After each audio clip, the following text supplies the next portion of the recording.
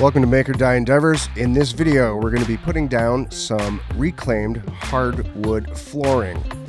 Now, this is going in a space which we use as our living room, and it's been this way for 7 years.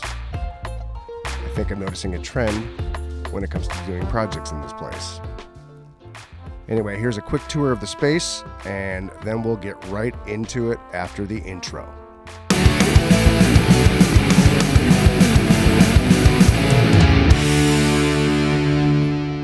As with any good project, the first thing to do is demo and, of course, clear the room out. But first, we're going to start by taking apart these super creaky stairs that are way too far out in the room. The steps are short, it's awkward, and now that it's gone, we have our first issue to deal with, which is this gap. Now, the gap, for some reason, tapers from that last row of plywood to the next, down from 3/4 of an inch all the way to 1/4 of an inch.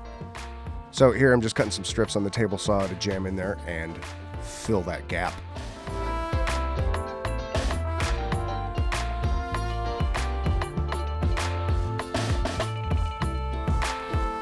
So once the strips were cut, I took them upstairs and then cross-cut them to length, and I decided the best way to do that would be uncomfortably bent over in some tight work pants and without any marking utensil other than the saw I was going to use. And this is the first time that cord gets on my way, and it won't be the last.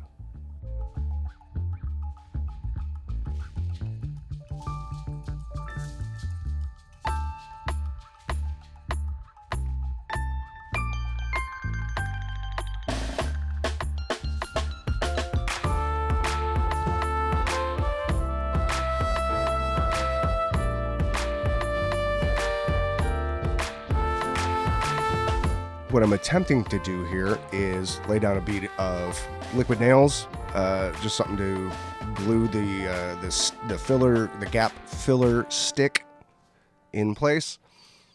But of course, it's jammed. Well, it's not jammed, it's just the liquid nails I had in there was a little bit dry in the tip. So we ripped that out with a big old screw and tried it again.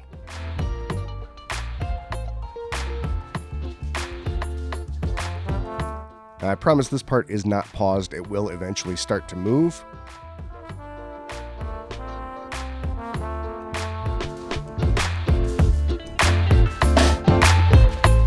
And there we go, finally. So again, I'm just going to set this little filler strip in this bed of caulk, and I will just shoot it in with a couple of 18 gauge brad nails to hold it in place. The purpose here is in case any of the floorboards end up on that gap, I want there to be some meat for the nails or the cleats that hold the floorboards in place to bite into.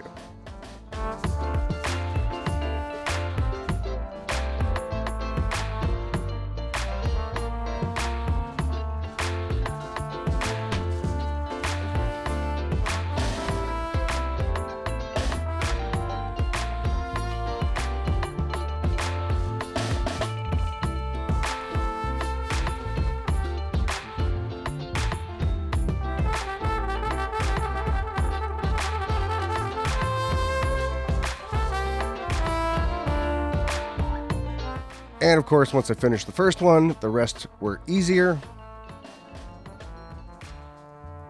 And I definitely didn't make any more mistakes. Plus Francis came to help. And now it's finally time to introduce you to the flooring that we're going to use. It is all quarter sawn red oak we got from a company in Madison, Wisconsin called Deconstruction. We'll put a link in the description. They reclaimed it, I think, from a school, and we bought half of what they took out of the school, which ended up for us being about 750 square feet of it. That is way more than we need, so yeah, there's some leftovers.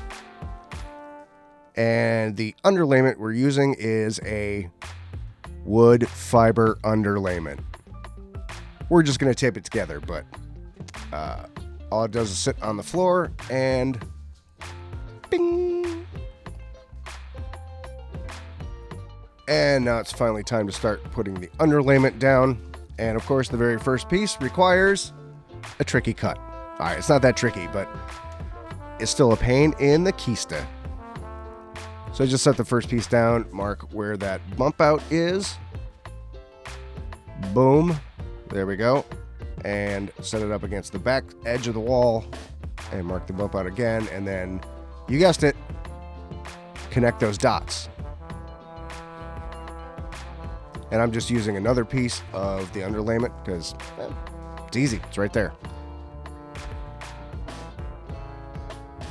And then you can just cut this with a utility knife. Make sure it's very sharp though, because it tends to sort of bunch up. But there you go. And it fits perfectly the very first time. It actually did. I've done this before, so not that difficult really. And then when you start your second row, you don't want to start with another full piece. I like to go with a running bond pattern. I think that's what it's called. So you essentially start with about a half sheet with the next row. That way all the seams offset. And as it goes down, it tends to sort of make itself stronger that way. Less chance of it buckling or moving or causing issues underneath the flooring later.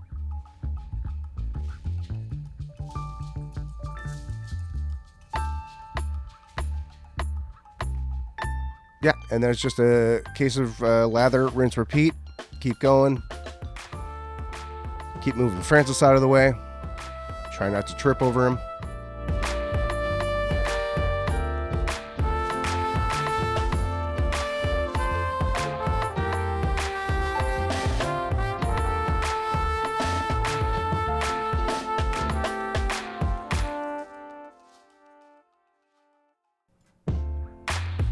Now that the underlayment is laid down, the next step is laying down the first course of the flooring. I like to do it with trim nails and a hammer, and because this is actually a hardwood, I'll pre-drill for those nails just so they don't bend. And then I've got those shims set up there along the wall. That keeps the flooring away enough so that seasonally, when it expands and contracts, it won't buckle.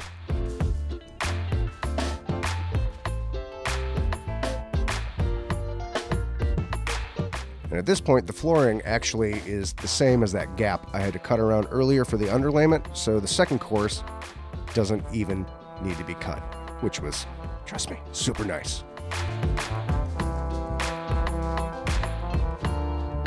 So then I move along and nail down the entire first course, and when I come back with the second course, I like to use a 16 gauge finish nailer. I do that angularly through the tongue of the next course. You have to build up enough so that the pneumatic nailer has room against the wall. All right, so we finally moved on to the stage where I can use the flooring nailer. Yeah, I'm gonna cut you off there, bud. Obviously this lighting is terrible, so I'm gonna give you a close-up, in-depth look. These are the cleats I like to use. You can also do staples, but I like the cleats because they look a little bit more badass. So they just slide in the magazine there. I think that's what you call that.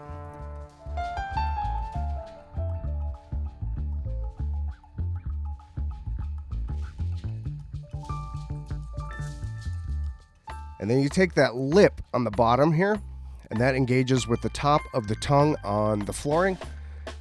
And once that's seated and ready to go, all you gotta do is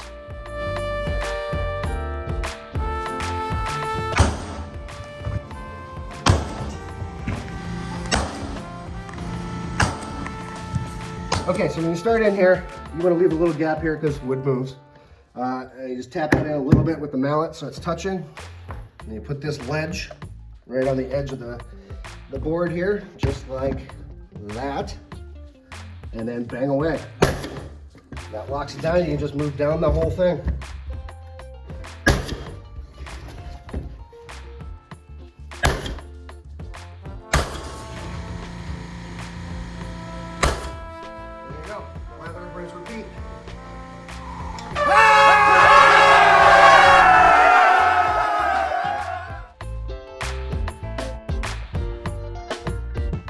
So one more thing to note about this project is that we allocated 5 business days essentially to work on it, and we actually got it done perfectly on time.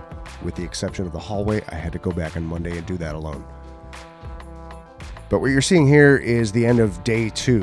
Day 1 was laying down the underlayment and taking out the stairs, and then day 3 we got a little farther, day 4 we got a little farther, and on Friday we got everything in the main room wrapped up.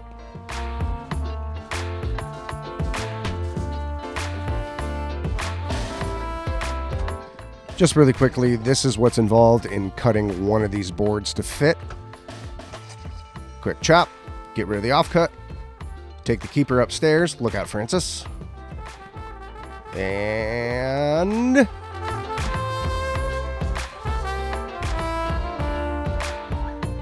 one.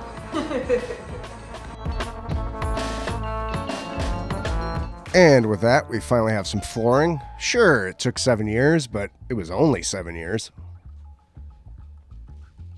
Quite frankly, I think it looks a hell of a lot better than it used to. And if you found anything useful, enjoyable, or you want to, criticize us, please comment down below. Like, subscribe, enable, internet. And I guess we'll see you next time. Thanks for watching.